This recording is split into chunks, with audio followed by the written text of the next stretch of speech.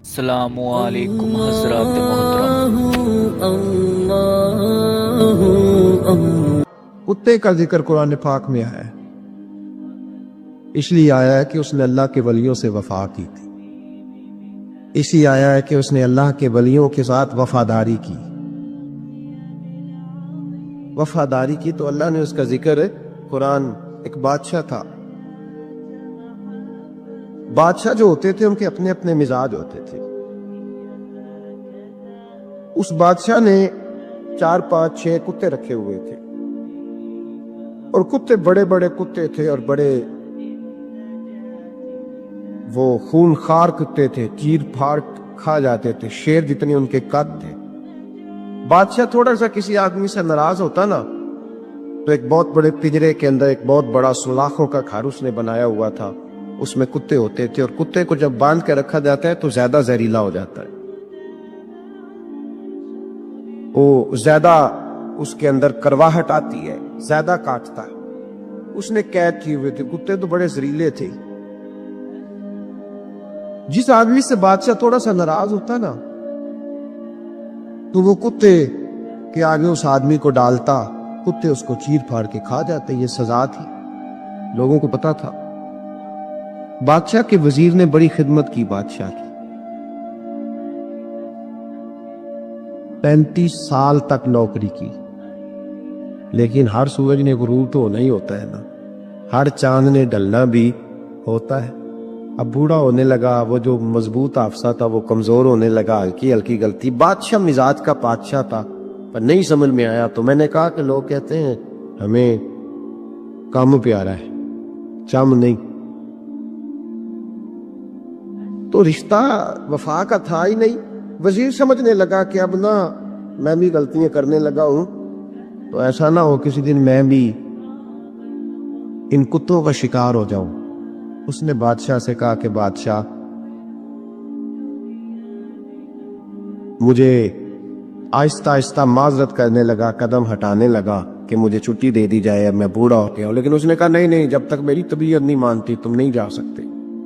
مطلق العنان لوگ تھے، وزیر خاموش ہو گیا، پریشان رہنے لگا، غلطی ہو گئی ہے تو پھینک دے گا۔ ایک تجویز اس کے ذہن میں آئی، وہ جو کتوں کے پنجرے پر محافظ بیٹھا تھا نا، جو ان کو کھانا ڈالتا تھا، روٹی ڈالتا تھا، گوشت دیتا تھا، اس کو ایک دن کہنے لگا یار تیری ڈیوٹی ہے سارا دن کتوں کو کھانا دینے کی، گوشت دینے کی، تو 2 4 دن ڈیوٹی مجھے نہیں دیتا، تو لے لے، میں تو پہلے پریشان ہوں، سارا دن ان کی دیکھ بھال کرتا ہوں۔ اس نے کچھ تھوڑا سا گوشت لیا، پنجرے کے باہر کھڑے ہو کے کتوں کو ڈالا، اگلے دن تھوڑی روٹیاں لے آیا، کتوں کو ڈالی، 2 4 دن، ہفتہ، مہینہ، سال بھر، اتنا اس کو موقع ملا وہ دن بھر خدمت کرتا۔ بس وقت ایک دن آ گیا، بادشاہ کو کوئی بات اچھی نہ لگی، اس نے کہا اس بڈھے کو اٹھاؤ اور ڈالو کتوں کے پنجرے میں، ساری زندگی یہاں رہا، اسے ابھی تک نہیں پتا چلا میرے مزاج کا۔ اٹھا کے پنجرے میں ڈالا نا تو بجائے اس کے کہ کتے اسے کاٹ کھاتے، وہ اس کے پیر چومنے لگے، وہ پیر چومنے لگے، ہاتھ چومنے لگے، چاٹنے لگے۔ تو بادشاہ سامنے کھڑا تھا نظارہ دیکھنے کو کہ چیر پھاڑ کرتے تو خوش ہوا کرتا تھا، خونخوار درندے جیسی اس کی طبیعت ہو گئی۔ جب دیکھا وہ پیار کر رہے ہیں تو بادشاہ وزیر سے کہنے لگا یہ کیا ہے؟ تو وزیر رو پڑا، کہنے لگا تو سیاستدان تھا تو میں بھی سیاستدان تھا، ساری زندگی سیاست کی، لیکن دنیا داروں کے ساتھ رہا، تو انجام یہ ہوا کہ مجھے اس پنجرے میں ڈال دیا گیا۔ دیکھ تو بہت بڑا سیانہ تھا اور میں بھی سمجھدار تھا، وزیر رہا، لیکن ہمارا روح کا رشتہ نہ بن سکا۔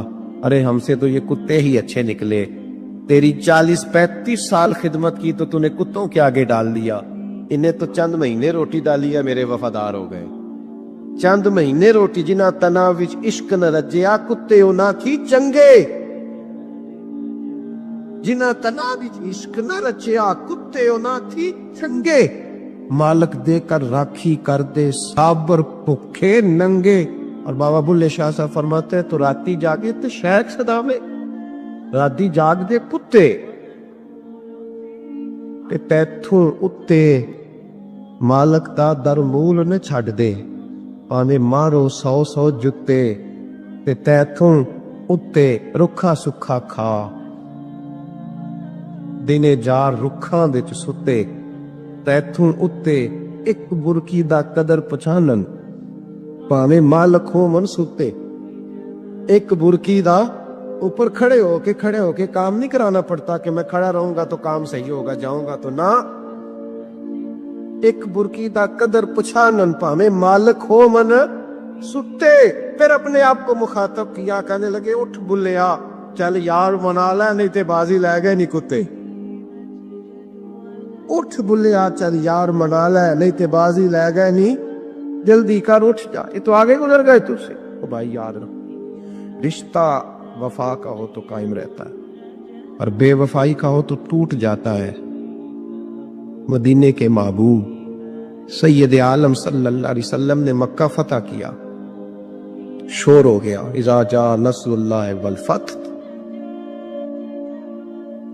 फतह हो गई। इन्ना फतहना लक फतहम मुबीना के जलवे नजर आने लगे।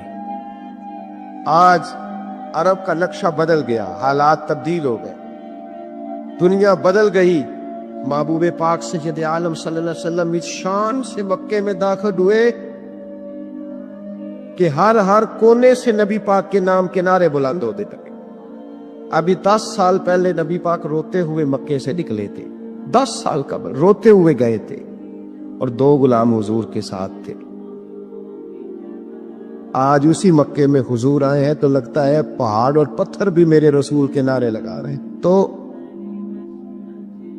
एक उरूज हो गया, हालात एक नया रुख इख्तियार कर गए और मक्का मुकरमा के अंदर अल्लाह तबारक, अब तो इहाता बड़ा हो गया है, मुताफ बहुत बड़ा हो गया है, हरम शरीफ की मस्जिद को वुसअत दे दी गई है, लाखों लोग आ सकते। उस वक्त जब 10,000 लोग आए ना, तो सीरत निगार कहते हैं यूं लगा जैसे दरख्तों पे भी लोग चढ़े हुए, पहाड़ों पे भी लोग, इतना मजमा था। कहां 2-3 लोग और कहां हजारों का इज्तिमा। मेरे नबी पाक सल्लल्लाहु अलैहि वसल्लम ने तवाफ किया ऊँटनी पे बैठ के काबे का। फिर मेरे महबूब तशरीफ लाए और हुजूर ने खाना काबा का दरवाजा खोला। फिर मेरे नबी पाक ने बुत तोड़े। फिर मेरे महबूब ने खाना काबा के दरवाजे में खड़े होकर खुतबा इरशाद फरमाया। फिर मेरे रसूल पाक सल्लल्लाहु अलैहि वसल्लम के जलवे जमाने ने देखे। इन सारे हालात में दुनिया ने एक वफा का अजीब मंजर देखा कि उस मौसम में बहार में ना तो आवाज हजरत अबू बकर के नाम की बुलंद हुई, ना उमर फारूक और ना मौला अली के नाम की बुलंद हुई। उस मजमा आम में महबूब पाक की आवाज गूंजी तो रब करीम के हबीब ने फरमाया, आई ना बिलाल, मेरा बिलाल कहाँ है, मेरा बिलाल कहाँ, उसको बुलाओ ना, किधर है बिलाल। अजीब रंगे वफा देखा है ना लोगों ने, ये वफा। फरमाया बिलाल किधर है। हजरत बिलाल हाथ बांधे सबसे पीछे, वो शोहरत से बचने वाला पीछे पीछे रहता है। जी चाहता है सारी गजलें उस जालिम के नाम करूं। पीछे थे हजरत बिलाल रदी अल्लाह ताला अन्हु, दौड़े हुजूर में हाजिर हूं। फरमाया इधर आ यार, काबे की छत पे तो चढ़ जरा, आजान तो सुना। एक सियाबी हुजूर के कान में बोले, और ये भी हिकमत इलाही थी कि वो बोले, हजरत बिलाल की शान जाहिर होनी थी कान में। या रसूलल्लाह काफिर पहले मर गए, पहले कोई हाल नहीं इनका, आज तो बिल्कुल ही खत्म हो गए। हुजूर आज आपका सिक्का चल गया है, बिलाल के बड़े दुश्मन है, बिलाल को रहने दे, कोई और ना आज अजान दे दे। कान में बात कही थी, चाहिए था जवाब भी कान में आता, पर मासूम आमना फख्र आदम बनी आदम वफा का खुतबा पढ़ने लगी। वफा का खुतबा शुरू हुआ। मेरे हबीब अलैहिस्सलाम ने फरमाया, कान में बात की थी, हुजूर कान में जवाब देते, लेकिन हुजूर ने फरमाया चुप कर यार, तूने अजीब बात छेड़ दी है। जब मक्के में पत्थर खाने हो तो बिलाल, और जब बदर में तलवारें चमके तो बिलाल, ओहद में पत्थर बरसे तो बिलाल, और गले में कस के रस्सी बांध के से मक्के की गलियों में घसीटा जाए तो बिलाल मोहम्मद मोहम्मद कहे। اور آج اللہ عزتیں دے تو کسی اور کو چڑھاؤں، فرمایا چپ کر کے سارے نیچے کھڑے رہو۔ آج کعبے کی چھت پہ بلال کھڑا ہوگا تو میں دنیا کو بتاؤں گا وفا کس چیز کا نام ہوا کرتا۔ حضور نے ہماری توجہ دلائی۔ ایک صحابی کا بہت بڑا محل تھا، ڈبل ٹرپل سٹوری، حضور وہاں سے گزرے، ایک بات بڑی تسلی سے مجھے بتائیں، ادھر دیکھیں میری طرف، بیٹا عالی شان مکان بنائے تو ابا راضی نہیں ہوتا؟ استاد پیر صاحب راضی ہوتے ہیں نا کہ ماشاءاللہ ہمارے بچے کا مکان ہے، اور حضور نے وہ اتنا بلند و بالا مکان دیکھا تو حضور کے چہرے پہ ناراضگی آئی۔ یہ مشکات کی حدیث ہے۔ جب وہ صحابی گھر آئے تو لوگوں نے بتلایا حضور آئے تھے پر تیرا مکان پسند نہیں آیا، رنگے چمن پسند نہ پھولوں کی بو پسند، ہم کو ہے وہ پسند جسے آئے تو پسند۔ انہوں نے پوچھا بھی نہیں جا کے کہ حضور اس کا کیا کروں، چھت پہ چڑھے اور اوپر والی منزل گرا دی۔ پھر نبی کریم کی بارگاہ میں آئے، عرض کی حضور جو آپ کو پسند نہیں تھا میں نے گرا دیا ہے۔ حضور فرمانے لگے اتنی عمارتیں نہ بناؤ جو تمہارے لیے قیامت میں وبال بن جائے۔ حضرت عبد الرحمن ابن عوف اتنا شاندار آدمی ہے کہ ان کے پیچھے میرے نبی پاک نے نماز ادا کی ہے، اور صحابہ کرام میں سب سے امیر بندہ، اور دیانتداری اتنی کہ حضور نے جنت کی بشارت دی، عشرہ مبشرہ میں شامل ہے، اور مالدار تھے۔ حضور کے وصال ظاہری کے بعد نا حضرت عائشہ صدیقہ کے دروازے پہ بیٹھ کے رویا کرتے تھے۔ تو اماں نہیں کہتی عبد الرحمن کیوں روتے ہو؟ تو عرض کرتے اپنی بولی میں، کہتے اماں جی امیر حمزہ مجھ سے افضل تھے، اور جب دنیا سے گئے تھے تو کفن کا کپڑا بھی کوئی نہیں تھا۔ مصعب ابن عمیر مجھ سے افضل تھے، جب دنیا سے گئے تھے تو ان کے وجود پر کفن بھی پورا نہیں تھا۔ میں ان سب سے چھوٹا ہوں پر اتنا مال ہے، سوچتا ہوں حساب کیسے دوں گا۔ اماں جی میرے لیے دعا کر دو، میں کہیں قیامت میں الجھ نہ جاؤں۔ وہ سمجھ گئے تھے کہ دنیا عارضی ہے۔ آپ یقین کریں فکر ہی ختم ہو گئی ہے لوگوں کی، فکر ہی۔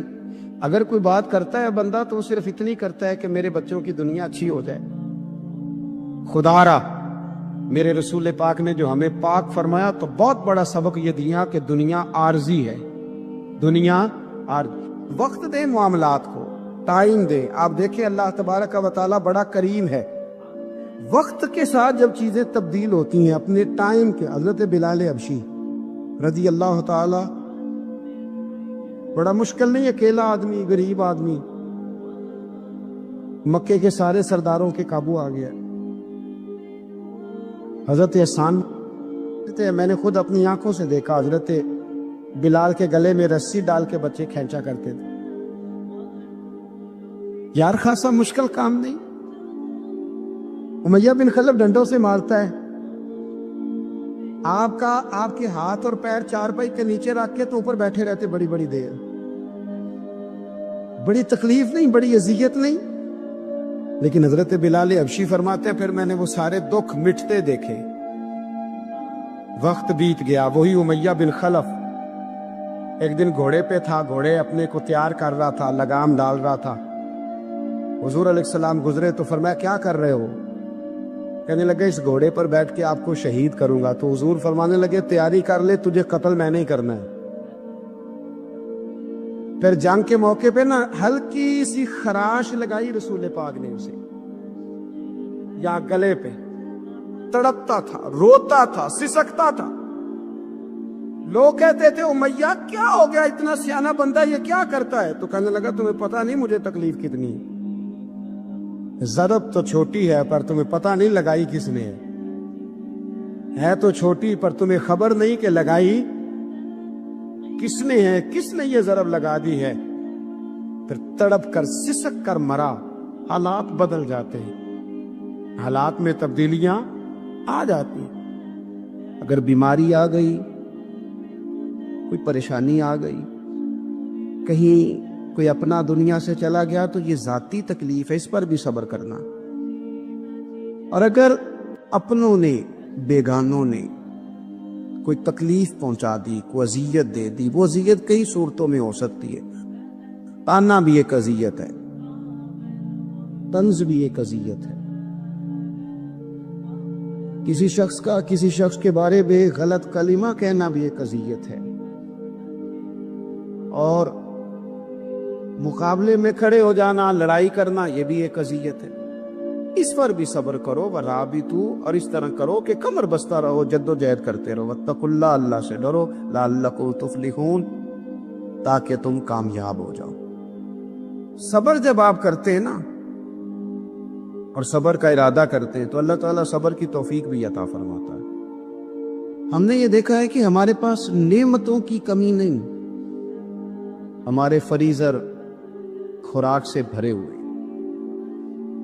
ہمارے دسترخوانوں پہ انواع و اقسام کی چیزیں چنی ہوئی ہیں، ہماری الماریوں میں کئی ہمارے لباس تیار شدہ لٹکے ہوئے ہیں، ہماری جیبوں میں ہماری ضرورت کا سرمایہ اللہ نے ہمیں دے دیا ہے۔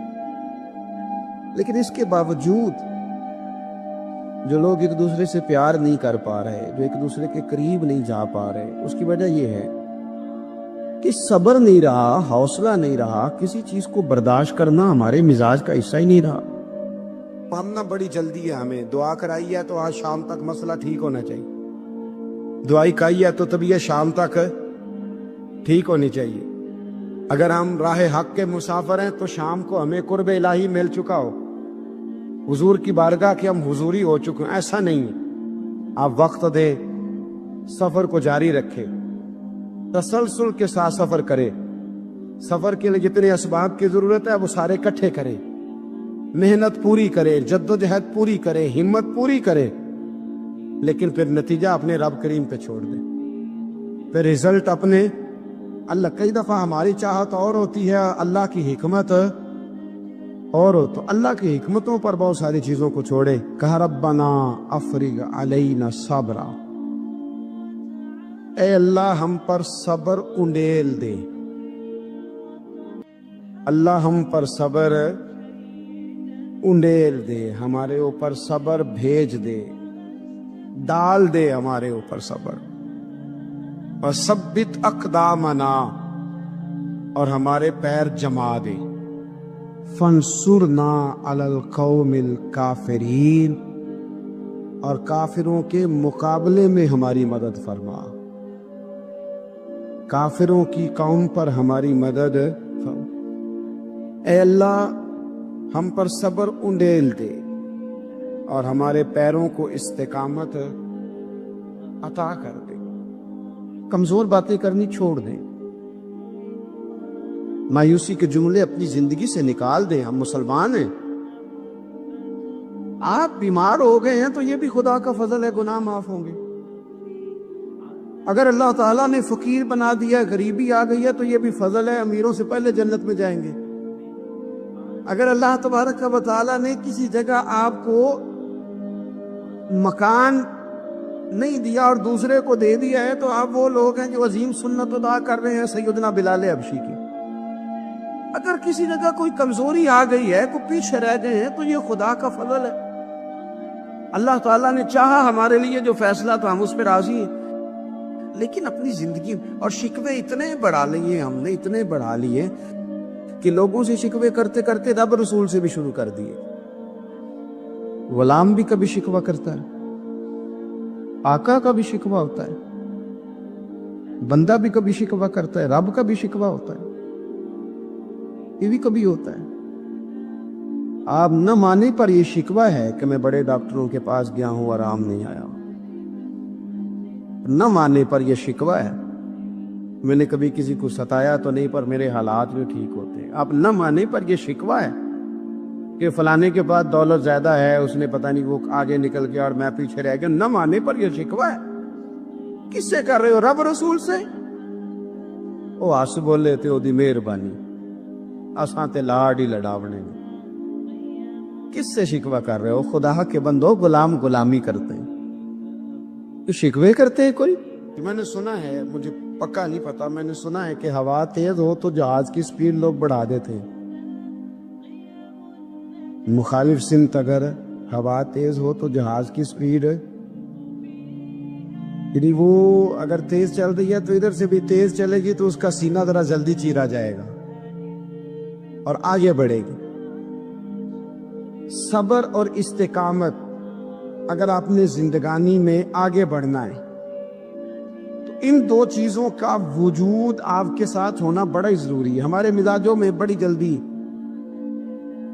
جلدی بے صبری آ جاتی ہے، باعث سے بات نہیں ہوتے، کسی بات میں ٹھہراؤ نہیں ہوتا، طبیعت کے اندر وہ والا مزاج نہیں ہوتا جو انسان کو آگے لے کے چلتا ہے، جو اس کو آگے بڑھاتا ہے۔ اگر آپ نے آگے بڑھنا ہے تو پھر ذرا آپ میں کے مزاج میں ٹھہراؤ ہونا چاہیے، پھر ذرا تھوڑا سا سکون ہونا چاہیے۔ میرے رسول کریم علیہ السلام کی خدمت میں ایک شخص نے عرض کیا تھا، یا رسول اللہ صلی اللہ تعالی وسلم مجھے کوئی ایسی نصیحت کر دیں کہ پھر مجھے کسی اور سے پوچھنے کی ضرورت نہ رہے۔ تو حضور نے ایک ہی جملہ کہا، فرمایا جب تو نے کہا نا کہ اللہ میرا رب ہے، پھر ڈٹ جا، پھر اس پہ ڈٹ جا، پھر کھڑا ہونا سی۔ جب آپ میں استقامت ہوتی ہے، صبر ہوتا ہے، دیکھیں حالات جب بگڑے تو انہیں صحیح ہونے میں ٹائم لگتا ہے کہ فوراً ٹھیک ہو جاتے۔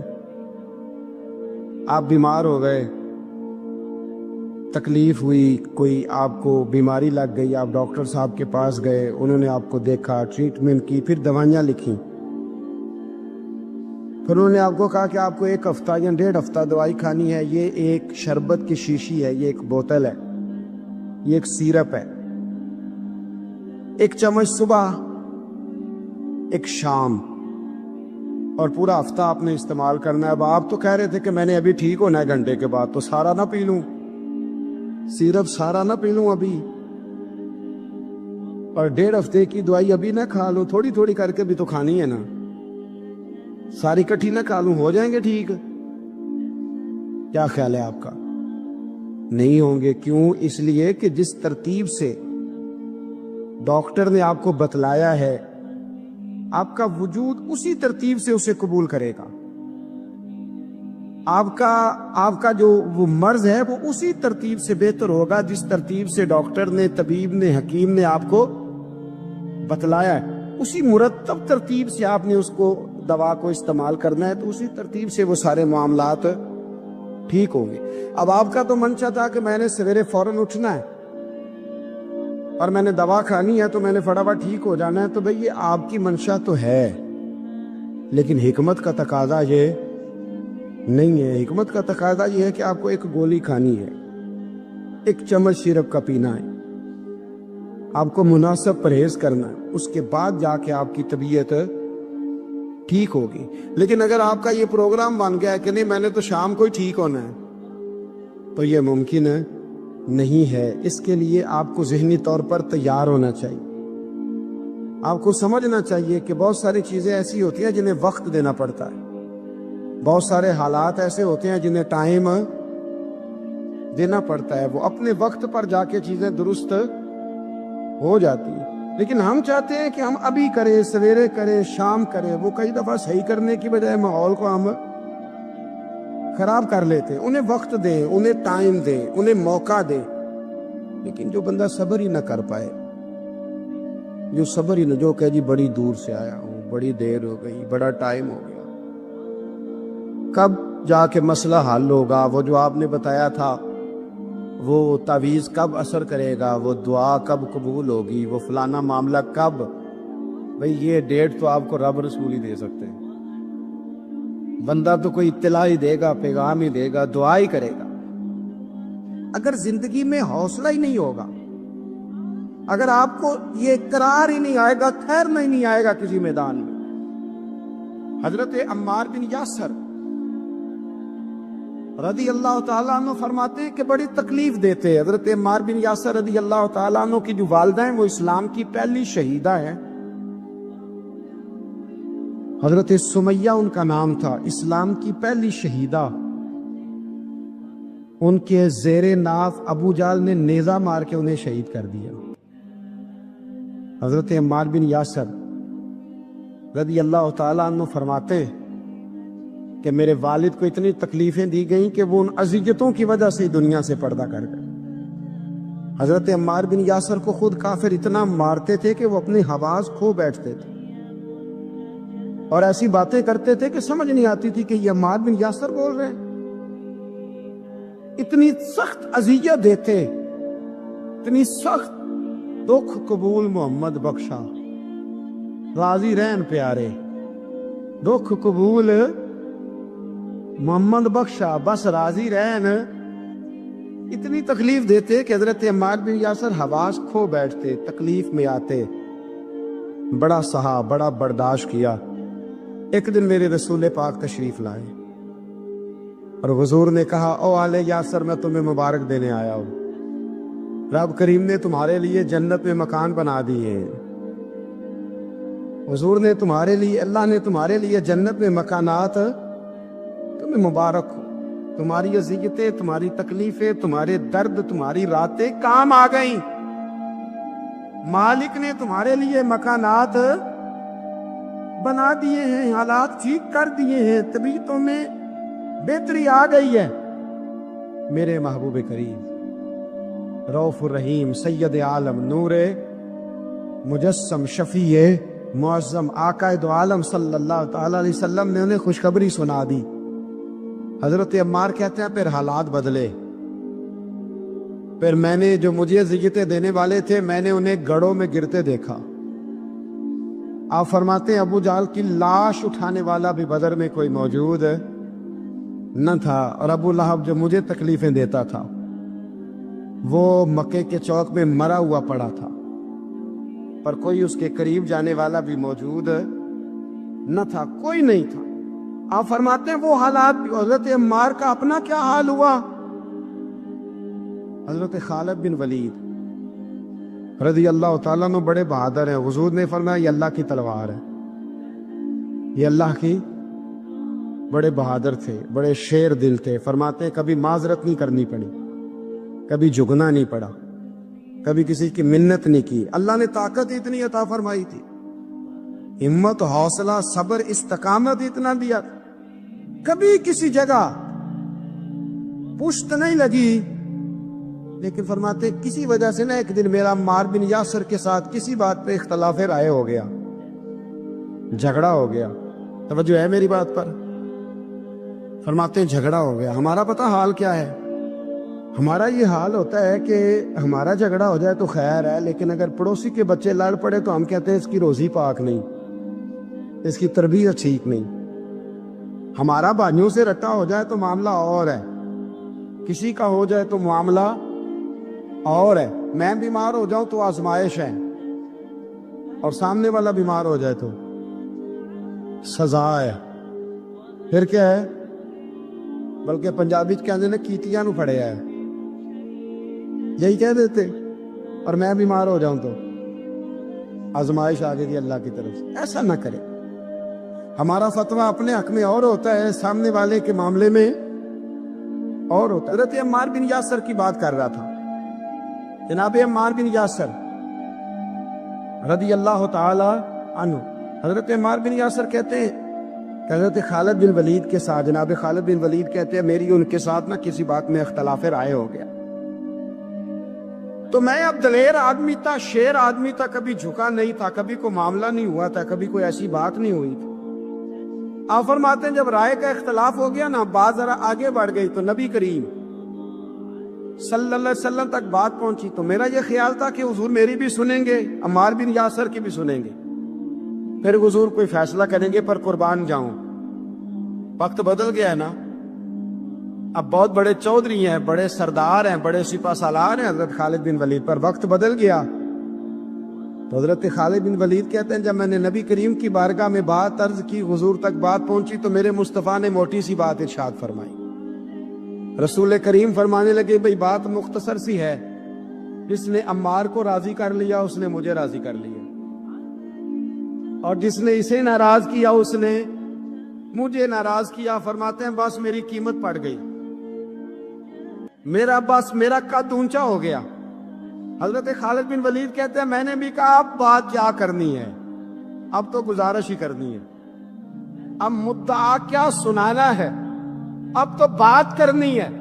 فرماتے میں آگے بڑھا اور جیسے بھی ہوا میں نے حضرت عمار بن یاسر کو راضی کیا۔ حضرت عمار کہتے ایک وقت وہ تھا اور ایک وقت یہ ہے، جب دونوں وقتوں کو دیکھتا ہوں تو کہتا ہوں الحمدللہ رب العالمین۔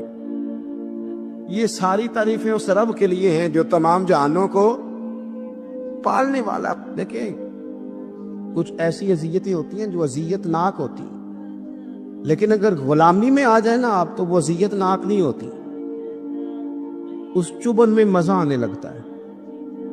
کئی درد بھی مزیدار ہوتے ہیں، کئی درد بھی کبھی زخم ٹھیک ہونے پہ آ جائے نا تو اسے چھیڑو تو مزہ آتا ہے، اس لیے کہ کچھ درد بھی مزیدار ہوتے ہیں۔ آتش سے کسی نے کہا تو روتا بڑا ہے، اس نے کہا محبوب کی یاد میں تڑپتا ہوں، ابھی تو ایک دل ہے، میرے تو خواہش تھی کبھی دو ہوتے نا تو صحیح کر کے تڑپتا۔ رب نے دل ایک بنایا، کہتا وہ مزہ دیا ہے تڑپنے کہ میری آرزو ہے یا رب میرے دونوں پہلوؤں میں دلے بے قرار ہوتا۔ حضرت مولا رومی نے مثال دی ہے۔ جناب رومی فرماتے ہیں کہ بغیر محنت کے لوگوں کو اللہ نے نعمتیں دی ہیں تو انہوں نے شکر ہی نہیں ادا کیا۔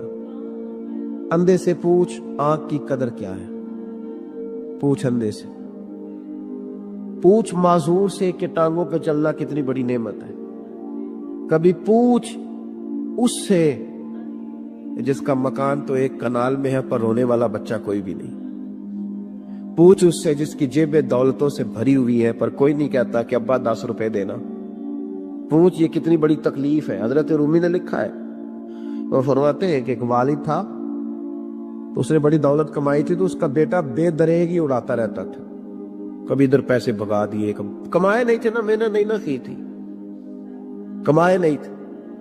والد بڑا سمجھاتا تھا پر سمجھ نہیں آتی تھی۔ لیکن اس کے ابا کے ذہن میں ایک بات آئی، وہ کہنے لگا بیٹے یار میں کنگال ہو گیا ہوں، اچانک حالات خراب ہو گئے، ایک آنا مجھے چاہیے، دوائی خریدنی ہے، کہیں سے لے کے آؤ۔ اس نے کہا ابا مسئلہ ہی کوئی نہیں، یار ہی بڑے ہیں، بہت سارے لوگوں کے ساتھ رات میں جاتا ہوں روٹی کھانے ہوٹل میں، کئی ہیں جو میرا انتظار کر رہے ہوتے ہیں، فیس بک والے اور جناب وہ سیلفی والے، بڑے سارے ہیں جو کہتے ہیں تیرے بغیر گزارا ہی نہیں، بڑے ہیں جو روز سویرے اٹھ کے پہلے مجھے السلام علیکم کا میسج کرتے ہیں پھر اس کے بعد کسی اور سے، بڑے ہیں کوئی مسئلہ ہی نہیں۔ ایک کے پاس گیا، ایک آنا چاہیے، اس نے دے دیا، لا کے ابا کو دیا تو ابا گھر کے اندر جو امیر لوگ ہوتے تھے گھر میں کنواں کھدوا لیتے تھے، ابا کنویں کے کنارے بیٹھا تھا، جب بیٹے نے آنا لا کے رکھا تو اس نے پانی میں پھینک دیا۔ اگلی صبح پھر کہا بیٹے ایک آنے کی ضرورت ہے، دوا خریدنی ہے، اس نے کہا مل جائے گا۔ وہ 2 4 5 دوست ابھی ہیں بڑے مالدار، ان سے جا کے کہا، ایک سے آنا لایا، ابے نے پھر پھینک دیا، تیسرے دن بھی پھینک دیا، چوتھے دن بھی، یار اب ختم ہو گئے۔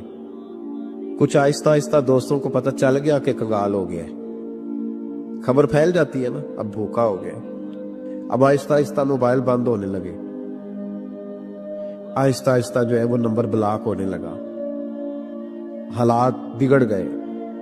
اب جب اسے پتا تھا کہ یار تو اب دروازہ کھٹکھٹاتا ہوں تو کہتے ہیں کہ اسے کہہ دو میں گھر نہیں، ابا نے تو آنا مانگنا ہے اور میں بے دریغ دولت ابا کی اڑاتا رہا ہوں، اب یہ بھی نہیں کہہ سکتا کہ مجھے دیتا کوئی نہیں۔ شہر سے باہر نکل گیا، سارا دن مزدوری کی، جد و جہد کی، کبھی کام کیا نہیں تھا، ہاتھوں پہ چھالے پڑ گئے۔ بڑا مشکل ہوتا ہے جن لوگوں نے کام نہ کیا ہونے کرنا پڑ جائے تو، تکلیف کا شکار ہو کے ایک آنا کمایا، شام کو لا کے والد کی ہتھیلی پہ رکھا تو اس نے پھینکا نا جب کنویں میں تو چیخ پڑا، کہنے لگا ابا جی آپ سیانے بیانے بندے ہیں، روز پیسے لا کے دیتا ہوں، کوئی پھینک دیتے ہو، کوئی کرنے والی بات کرو، نہیں دوائی کھانی تو نہ کھاؤ، ضائع کیوں کرتے؟ بیٹے کو باپ نے تھپکی دے کے بٹھا لیا، اس نے کہا بیٹا میں نے پہلے دن تو نہیں پھینکا، تو 7واں دن میں روز پھینکتا ہوں، آج تیری چیخیں کیوں نکلی؟ کہنے لگا ابا پہلے ادھار کے تھے آج مزدوری کے ہیں۔ نہیں سمجھ آئی بات، پہلے بولیے اور آج میری محنت ہے، مزدوری ہے، جد و جہد ہے۔ تو والد کہنے لگا بیٹے یہی میں تجھے سمجھانا چاہتا تھا، وہ میری بھی محنت کے ہیں جو تجھ روز یاروں کو کھلا آتا ہے، میں نے بڑی جد و جہد سے جمع کی ہے، میں کنگال نہیں ہوا، صرف تجھے سمجھانا تھا۔ او بھائی یہ آنکھیں تیری محنت کی نہیں نا، اس لیے تو شکر نہیں ادا کرتا، یہ وجود، یہ ٹانگیں، یہ شعور، یہ تیری جدوجہد کا نہیں. جو عقل کی دولت اللہ نے دیا نا، یہ تیری محنت کی نہیں. اگر محنت کی ہوتی تو سجدے میں پڑا رہتا، تو خیال کرتا. اللہ نے آنکھیں دی ہیں قرآن دیکھنے کے لیے. جب کوئی کسی گندی چیز کو دیکھتا ہے تو ناشکری کرتا ہے، جب غلط طرف اٹھاتا ہے یہ چیزیں تو ناشکری کرتا ہے.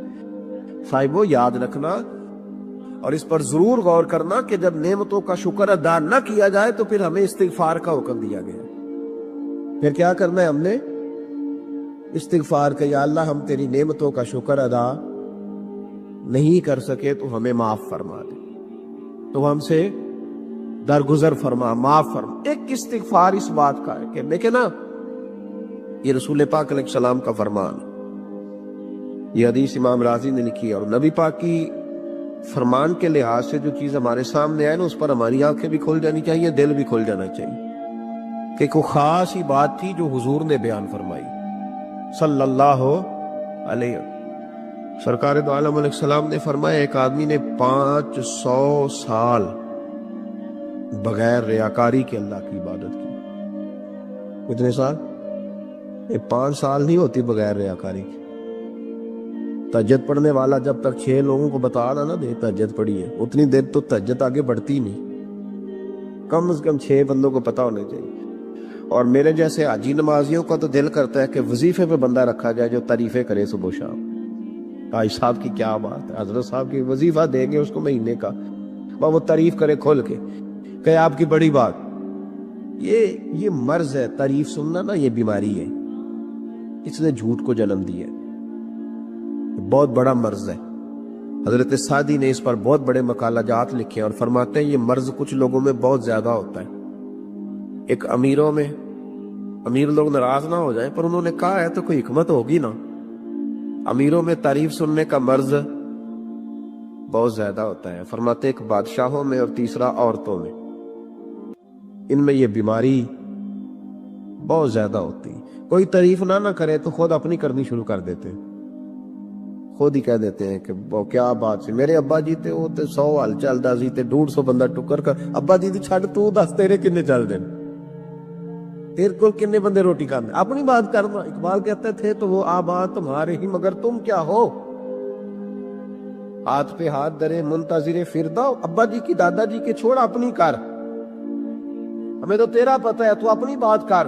تیرے اندر بھی کوئی چیز ہے کہ نہیں؟ ابا دادا تو سب کے بڑے، حضرت آدم کی اولاد ہے تو حضرت آدم نبی تھے، تو باپ دادا تو سب کے بڑے بڑے ہی ہیں. بات یہ ہے کہ اپنی بات کرنی چاہیے نا. یہ بیماری ہے، یہ نقص ہے. 500 سال بغیر ریاکاری کی عبادت، اور بیان میرے نبی کریم علیہ السلام فرما رہے ہیں 5. بولیے، یہ بہت بڑا مسئلہ ہے. دکھاوا نہ ہو، ریاکاری نہ ہو. ہم مجالس میں جاتے ہیں نا جناب، محافل میں، تو لسٹ ملتی ہے، یہ چوہدری صاحب نے صدارت ہے، انہوں نے خصوصی تعاون کیا ہے، تو یہ فلانے صاحب ہے تو ان کا بھی نام لینا ہے. تو میں کبھی کبھی کہہ دیتا ہوں کہ یار آپ نے تو کہا تھا یہ نبی پاک کی تعریف کی محفل ہے، اور یہ آپ نے لسٹ لگا دی ہے پوری تعریف کرنے والوں کی. کچھ ضروری ہے کسی کا نام لینا اور اس کا جناب ذکر کرنا اور اشتہار پہ اس کی فوٹو آنا؟ یہ کچھ ضروری ہے؟ ویسے بھی کوئی اچھا لگتا ہے کہ نبی پاک کے نام کی محفل اور میں صدارت کر رہا ہوں؟ ڈرنا چاہیے نا مجھے اللہ تعالیٰ. حضور کی محفل اور میری صدارت، اس پر کبھی غور کرے. اگر کوئی رائے طریقت کا مسافر ہوگا تو تڑپ جائے گا کہ نبی پاک کے نام کی محفل اور سرپرستی ایک ایسے آدمی کی جس کو وضو تک نہیں کرنا آتا. چھ مالا دار ہے، وہ دھندا ہے معاذ اللہ تعالیٰ، جس کا جو دل کرے وہ کرتا جائے. 500 سال بغیر ریاکاری کی عبادت کی. 5 بڑا مشکل ہوتا ہے. حضور فرماتے ہیں یہی بندہ جب اللہ کے حضور کھڑا کیا جائے گا تو رب کریم اس سے کہے گا کہ چلو اس کو میرے فضل سے جنت میں لے جاؤ. تو عرض کرے گا مالک فضل تو ٹھیک ہے پر 500 سال لگائے میں نے. 5 وہ مولوی صاحب میری طرح کے بیچارے جو امام مسجد ہوتے ہیں نا، تو وہ بھی کہتے ہیں جب میں آیا تھا تو 30 بچے تھے مسجد میں، اب 80 ہو گئے. اور بھئی یہ بندوں کو بتانے کی کیا ضرورت ہے؟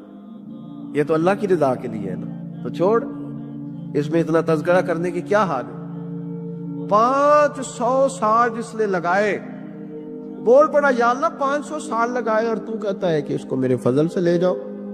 تو رب کریم نے فرمایا چلو کوئی نہیں، پھر انصاف کر لیتے ہیں، الٹی آنکھ کی روشنی نکال کے ترازو کے ایک پلڑے میں رکھو اور 500 سال کی بغیر ریاکاری کی عبادت دوسرے پلڑے میں رکھو۔ کبھی اس مریض سے پوچھنا جس کو ڈاکٹر کہہ دیتا ہے کہ تیری آنکھ کا علاج نہیں ہو سکتا، بے بس ہوتے ہیں ڈاکٹر، جواب دے جاتا ہے شعور۔ پوچھ کبھی اس شخص سے، کو کہتا ہے بس جناب اب آپ اپنی آنکھیں موجود ہونے کے باوجود آپ دیکھ نہیں سکتے، اتنی موٹی آنکھ لگی ہوئی ہے، لیکن روشنی اللہ چاہے تو دیتا ہے، نہ چاہے تو نہیں دیتا۔ ایک آنکھ کی روشنی ایک پلڑے میں رکھ لو اور دوسرے میں 500 سال کی عبادت رکھ دی، اللہ اکبر۔ تو رب کریم نے فرمایا اب تولو۔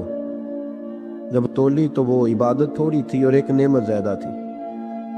اللہ نے فرمایا یہ تو بھائی اس کو تو 500 سال دیے تھے، یہ تو ایک نعمت کا شکر نہیں ادا کر سکا، پکڑو اس کو دوزخ میں ڈالو۔ ایک کر کے کیا آیا ہے؟ پکڑو جہنم میں ڈالو اس کو، لے چلو۔ ترمذی شریف کے لفظ ہے، نبی پاک نے ہمیں سمجھایا اور ایک جملے میں ساری بات ختم کر دی۔ حضور فرمانے لگے تو اللہ کی تھوڑے دیے ہوئے رزق پہ راضی ہو جا، وہ بھی تیری تھوڑی عبادت سے راضی ہو جائے گی۔ اور اگر تیرا پروگرام ہے نا لمبی چوڑی جائیدادوں کا، تو پھر سجدے بھی لمبے کر، پر لمبے کر میں تو بھی۔ یہ کیا بات ہوئی؟ یہاں جتنی دولت بڑھتی جاتی ہے عبادت سکڑتی جاتی ہے، وقت ہی نہیں، ٹائم ہی نہیں، یہ بڑھا پھر۔ تو جب دوزخ میں جانے لگا نا تو پھر خیال آیا، تو حضور فرماتے استغفار کرنے لگا، کہنے لگا اللہ میں بھول گیا تھا، اللہ مجھے غلطی لگ گئی، استغفار کر رہا۔ تو جب اس نے استغفار کیا تو رب کریم تو پہلے ہی بڑا قبول کرنے والا ہے، یا اللہ میں بھول گیا تو فرمایا چلو جو استغفار کرے اسے تو میں ویسے ہی معاف کر دیا کرتا ہوں، اسے بخش دو، اسے میرے فضل سے جنت میں لے جاؤ۔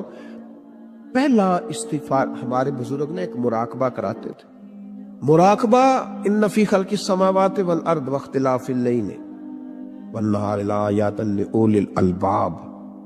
مراقبہ ہوتا تھا اللہ کی نعمتوں پر غور کرنے کا نام۔ تو اکیلا بیٹھ، گردن جھکا اور غور کر خدا کا فضل کتنا ہے اور میری اس میں محنت کتنی ہے، اس کا شمار کر۔ اس طرح کر کے 2 خانے بنا، ایک خانے میں اللہ کی نعمت رکھ اور دوسرے میں پھر اپنی محنت رکھ، اس کو کہتے ہیں مراقبہ۔ یہاں سے مراقبہ سٹارٹ ہوتا ہے، اور اگر تو شکر ادا کر رہا ہے تو پھر ٹھیک ہے، ورنہ پھر استغفار کر، پھر اللہ کے حضور معافی مانگ، پھر اس کے حضور آہوزاری کر، پھر اس سے کہہ کہ وہ معاف کرے۔ ہم لوگ یہ والا مراقبہ نہیں کرتے، اس لیے جو چیز ہے وہ تو میرا حق تھا، مجھے فٹافٹ دوسری بھی چاہیے۔ استغفار کریں اس لیے کہ ہم شکر ادا صحیح طور پر کر سکے، پھر اس کے بعد دوسرا استغفار اس وقت ہوتا ہے اللہ اکبر کہ جب انسان باشعور زیادہ ہو پر بے عمل بھی اتنا ہی زیادہ ہو، اسے بھی استغفار زیادہ کرنا چاہیے۔ آپ میرے سمیت کسی بھی آدمی کو چھیڑیں گے نا تو دنیا اور مافیہا کی وہ باتیں کرے گا، لیکن جب اس کا عمل دیکھا جائے گا تو کچا سا، پلپلا سا، کمزور سا۔ یعنی ایسے لوگ ہیں جو ماں باپ کی عظمت پر 6 گھنٹے تقریر کر سکتے ہیں، لیکن اگر ان کی اماں سے جا کے پوچھا جائے کہ بیٹے کا حال کیا ہے جی، تو کہتے ہیں بڑی تکلیف میں ہو، اپنے بیٹے کے سبب سے وہ بڑی آزمائش کا شکار۔ بھئی تیری 6 گھنٹے کی تقریر کا معنی کیا ہوا؟ تو لفظوں کے گورکھ دھندے کا ماہر ہے۔ مشکوٰۃ شریف میں نبی پاک صلی اللہ علیہ وسلم نے فرمایا اللہ تعالیٰ نے نا حضرت سیدنا آدم علیہ السلام کو نا ان کی تمام اولاد کی صورتیں دکھائیں، گویا روحیں دکھائیں، نور دکھایا، چمک رہا تھا۔ تو حضرت آدم کی نظر پڑی حضرت داؤد علیہ السلام، یہ مشکوٰۃ میں موجود ہے۔ تو آپ نے دیکھا بڑے خوبصورت ہیں حضرت داؤد علیہ السلام، تو فرمایا یہ میرا بیٹا بڑا حسین و جمیلہ، عمر کتنی ہوگی اس کی؟ تو فرشتے نے عرض کی حضور 60 سال۔ یہ عالم ارواح میں بات ہو رہی ہے۔ حضرت آدم علیہ السلام فرمانے لگے اس طرح کرو، میرے 40 سال کاٹ کے اس کو دے دو۔ حکم ہوا، حضرت آدم کی بات مان لو، وہ کاٹ کے 40 سال ان کی عمر مبارک کے حضرت داؤد کی عمر میں شامل کر کے لکھ کے مہر لگا دی گئی۔ حدیث میں لفظ ہے نبی پاک صلی اللہ علیہ وسلم فرمانے لگے حضرت آدم کے وصال کا وقت آیا تو فرشتے نے آ کے کہا بابا جی چلیں. فرمانے لگے میرے تو 40 سال باقی ہیں. کہا حضور وہ تو آپ نے اپنے بیٹے کو دے دیے تھے. ایک بزرگ مجھ سے کہنے لگے کہ آپ دعا کرے میرے بیٹوں کو اللہ نرمی عطا کر دے. وہ بولتے نہیں ٹھیک، ان کا لب و لہجہ صحیح نہیں ہے. تو میں نے ان سے کہا کہ بزرگوں جہاں تک میں جانتا ہوں کوئی ایسی بات ہے تو نہیں. تو وہ کہنے لگے کہ جس طرح آپ سمجھتے ہیں نا، ہمارے رشتہ دار بھی اور اہل علاقہ سارے یہی سمجھتے ہیں، پر میں تکلیف میں ہوں، میری بیوی تکلیف میں. میں نے کہا کہ پھر آپ یہ اتنی زیادہ پردہ پوشی کس بات کی؟ تو وہ کہنے لگے کہ ڈرتا ہوں. اگر لوگوں کے سامنے ہم بات کرتے ہیں تو لوگ کہتے ہیں کہ تم نے تربیت نہیں صحیح کی. اگر میں بات کرتا ہوں تو لوگ مجھ پہ شک کرتے ہیں، کہتے ہیں تو نے رزق نہیں صحیح کھلایا. تو میں درد میں رہتا ہوں. کپڑا اٹھاؤں گا تو میرا اپنا بدن برہنہ ہو جائے گا. یار وہ کتنی تکلیف میں ہے باپ جو اپنے سگے بیٹے سے بات نہیں کرتا کہ پتہ نہیں کہاں سے بولے گا، کیا جواب دے گا میری بات کا. یعنی ڈرتا ہے، سہما ہوا رہتا ہے. یہ نوجوان ذرا غور کریں، ان لفظوں کی تکلیف محسوس کریں کہ اماں کہتی ہے کہ بھئی میں نہیں اس سے بات کرتی، اس لیے کہ وہ بڑے سخت جملے کہتا ہے، مجھ سے نہیں سہے جاتے، کوئی اور بات کرے. یعنی جس کی ماں بھی اس سے بات کرتے ہوئے ڈرے، جس کا والد بھی اس سے بات کرتے ہوئے سہم جائے،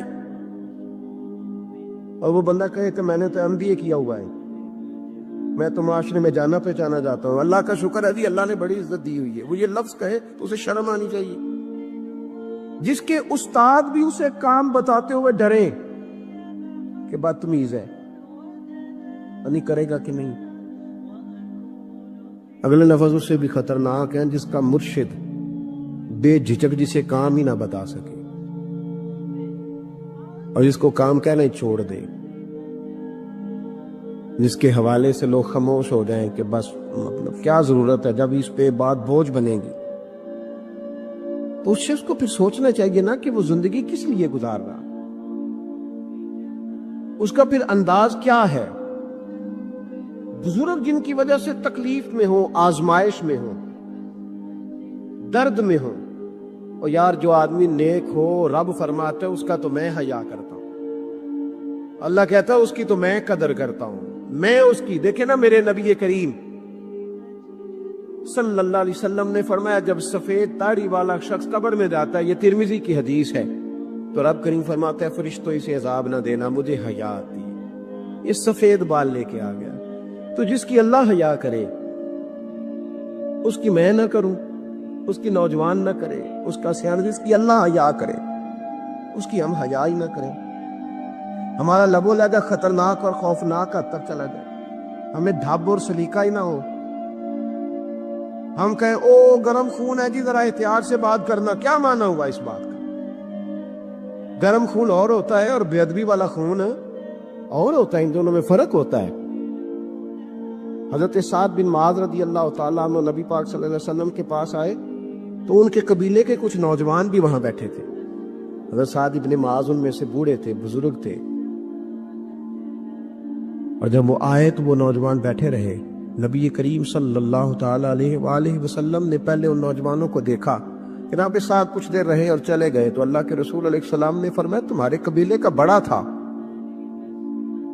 تم نے اٹھ کے استقبال ہی نہیں کیا، تم نے توجہ ہی نہیں کی، تم نے اعزاز ہی نہیں دیا، تم نے یہ خیال نہیں کیا کہ ایک بڑا آیا ہے، تم نے اس کو تکلیف دی. اعزاز اکرام، بھائی کیا حرج ہوتا ہے تھوڑا سا اگر کسی بزرگ کو جگہ آگے دے دی جائے؟ اس میں کیا فرق پڑتا ہے کہ اگر آپ کسی لائن میں لگے ہوئے ہیں تو کسی بوڑھے کو کہیں کہ جناب بابا جی آپ آ جائیں. وہ میرے بھائی کون سا وجود کا کوئی حصہ ٹوٹ جاتا ہے اگر کسی ضعیف کو، کسی بوڑھے کو یہ کہا جائے کہ آپ لائن سے نکل جائیں اور یہ بل مجھے دے دے میں جمع کرا دیتا ہوں؟ کیا تکلیف ہوتی؟ ہمارے ہاں تو بوڑھوں کی چارپائیاں گھر میں اب علیحدہ رہتی ہیں، الگ رہتی. بیٹا اے वाले کمرے سے نکلتا ہے اور وضاحت دیتا ہے ہر آنے جانے والوں کو کہ ابا جی کی ہڈیاں درد کرتی ہیں، لہذا وہ اے والے کمرے میں رہنا پسند نہیں کرتے. تو میں تو کہتا ہوں کہ یہ وضاحت آپ کو کیوں دینی پڑی؟ یہ بات تو ابا جی کو کرنی چاہیے تھی. یہ وضاحت جو آپ نے دی ہے یہ تو ابا جی کو دینے والی وضاحت تھی، آپ نے کیوں دی؟ ابا جی کے لیے اس طرح کا کمرہ ہے گھر میں جس طرح کا سٹور ہوتا ہے نا پرانے کپڑے رکھنے والا، وہ کمرہ ہے. حدیث سنانے لگا ہوں، اللہ کرے آپ کو یاد رہ جائے، اللہ کرے آپ کو یاد رہے. مشکات کی حدیث ہے، بڑے خوبصورت لفظ ہیں میرے نبی کریم. جب ہوئی جنگ احد کہ اللہ مدد پہنچے میدان میں محمد تو یہ لشکر سے کہا جاؤ سب اپنی جگہ اور سنو حکم میرا، جب تک میں نہ کہوں چھوڑنا مت اپنی جگہ. یہ مگر ہو نہ سکا، جھوٹا اعلان ہوا، مصطفیٰ مارے گئے. جب یہ لشکر نے سنا بھول گئے اپنا سرف، بھاگے سب گھر کی طرف. جب ہوئے تنہا نبی سے خدا کا پہنچا، عرش سے تلوار چلی پھر یہ صدا دیتی ہوئی لاپتہ علی. پھر ابھی ایسا لڑے دشمن نہ رکے، گھر جو بھاگے تھے وہ لوٹے. تو محمد نے کہا چھوڑی کیوں تم نے جگہ؟ پھر بگوڑوں نے کہا جان پیاری تھی یہاں، رکتے تو کھا جاتی سجا. بولے حیدر سے ابھی تم لوگ گئے نالی. تو علی کہنے لگے جب صدا آئی مجھے مصطفیٰ مارے گئے. تو میرے دل نے کہا آج سب ختم ہوا، جب محمد ہی نہیں جینے کا مقصد ہی نہیں. سن کے یہ بولے نبی وہاں کیا کہنے علی. پھر گھوڑوں سے محمد نے کہا میرے حیدر کی بات الگ ہے، حیدر کی بات الگ ہے. اب چالو